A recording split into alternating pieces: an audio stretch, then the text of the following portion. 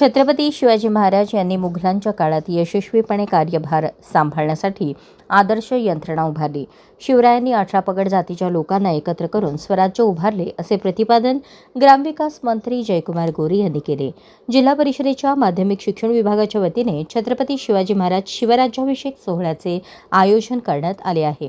या प्रसंगी जिल्हा परिषदेचे अध्यक्ष दीपक वैद्य, महापौर विनायक कोंड्याल, उपाध्यक्ष इंद्रजित पवार, जिल्हा परिषदेचे मुख्य कार्यकारी अधिकारी कुशल जैन, आरोग्य व शिक्षण समिती सभापती चेतन सिंह केदार, महापालिकेच्या स्थायी समिती सभापती रंजिता चाकोते, महिला व बालकल्याण सभापती ॲडव्होकेट अमृता वाघे, कृती व पशुसंवर्धन समिती सभापती रामप्पा चिवडशेट्टी, उत्तर पंचायत समिती सभापती तेजस्वी बोराडे, प्रकल्प संचालक चंद्रशेखर जगताप, उपमुख्य कार्यकारी अधिकारी स्मिता पाटील, उपमुख्य कार्यकारी अधिकारी सूर्यकांत भुजबळ, मुख्य लेखा व वित्त अधिकारी मीनाक्षी वाकडे, नगरसेवक नरेंद्र काळे, नगरसेवक विनोद भोसले, शिक्षणाधिकारी कादर शेख उपस्थित होते.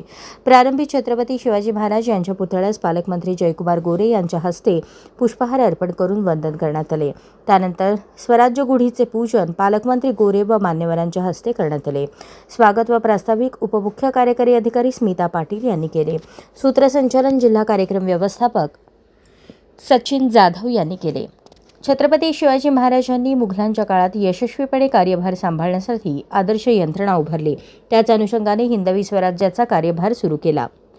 हाच आदर्श मानून आपले राज्य देखील सुरू आहे. सर्व 18 पगड जातीच्या लोकांना एकत्रित करून स्वराज्य उभारले असल्याचे पालकमंत्री जयकुमार गोरे यांनी म्हटले. मोहोळच्या स्वानंद परिवाराचे महेश कोठीवाले, सायली साठे, बापूसाहेब दळवे, कार्यकारी अभियंता संतोष कुलकर्णी यांनी दमदार आणि खड्या आवाजात शिवगीतांचे गायन केले. प्रारंभी वंदे मातरम, राष्ट्रगीत आणि राज्यगीत घेण्यात आले. राज्याचे ग्रामविकास व पंचायत राज मंत्री जयकुमार गोरे यांचा सन्मान अध्यक्ष दीपक वैद्य यांनी शिवचरित्र देऊन केला.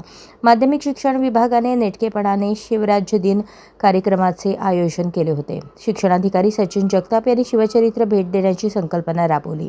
यासाठी अधीक्षक अनिल जगताप, प्रशासनाधिकारी अविनाश गोडसे, स्थापत्य अभियंता चेतन वाघमारे, समन्वयक अनिल पाटील, कनिष्ठ सहाय्यक रेवणनाथ मेहताब शेख यांनी परिश्रम घेतले.